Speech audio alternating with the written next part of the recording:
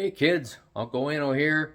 Now this is crazy because it's summer, camping season, and I usually have the workshop shut down for that part of time. I usually fire it back up in fall. But I was asked to help out making a cover for the baptistry at church. The old one was made out of 2x6s and it was one big, big platform, so it weighs 2 tons. This one, we're basically going to make it out of 4 pieces, 4 boxes, if you will, with 3/4 inch plywood on top of it. Probably some carpeting on top and some kind of handles. So I'm going to show you the blueprints that I came up with. There's my famous chicken scratch that you're all very familiar with. Yeah, so we're gonna do right now. I've got I'll show you over here. Picked up a bunch of 2x4s today to make the bracing, or I'll call them boxes, but it's bracing. But yeah, so we're gonna get working on that, and so I'm gonna do a bunch of cuts right off the bat. So I'm not gonna film me doing cuts because it'd be boring. But hang with me, and we'll get this project going. All right, peace. Now, unfortunately, my outfeed table, or my assembly table, I'll show you.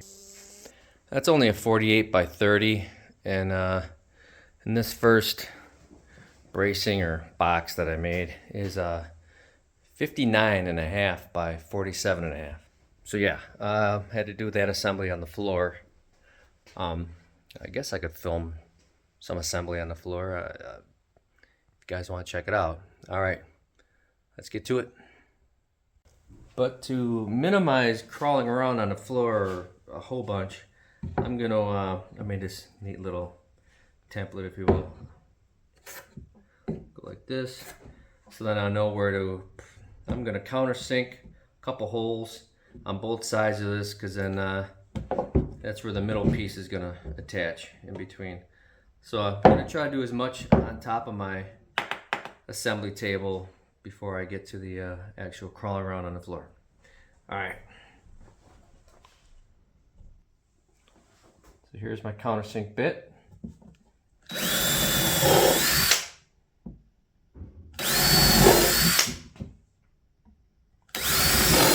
I'll countersink my holes.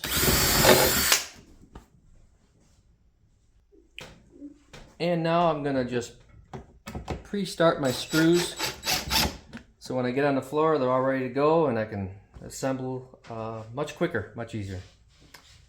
All right, let's do this.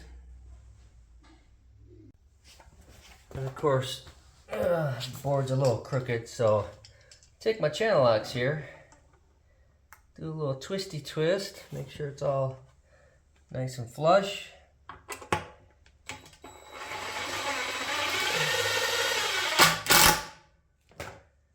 All right, it's some tips and tricks.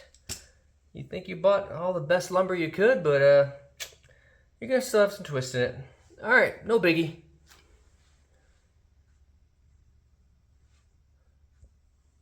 Another tool to aid me in the making sure things are square. These cool little things. Yeah, these helped me out a few times. Because I'm building these off-site, and then we'll be cutting the 3/4 inch plywood decking on site. So I got to make sure this is square, and yep, corner to corner I have 76 1/8. So yeah, I don't know, I just use whatever I can to help me out, one of those work smarter not harder deals. So, and I'm in no time crunch, so I'll take my time and make sure she's all nice and square, so when I get at the church and cut the plywood, should be dead nuts. All right, let's keep going. All right, kids, here's the framing over the baptismal. All right, and then I'm going to put plywood on top of this. So it's going to be a 4-piece platform, so it's much lighter, much more mobile. So yeah, so that's it. Yep. So it covers the baptismal when not in use, and people can stand on it and change lights or whatever needs to be done. All right, let's get to it. I have the 2 outside ones down. Now let's work on the 2 insides. Peace. All right, that's 3 panels down, 1 to go to the 4-part panel baptismal cover. All right, we are done building the baptismal platform. Here, let's take a walk across it. Look at that. Boom. All right, kids, there you go. Built a baptismal platform. So it covers the baptismal up while not in use, so it can be walked upon and you can work on things. So anyway, all right, kids, this has been Uncle Wayno. Till next time, keep on building. Peace.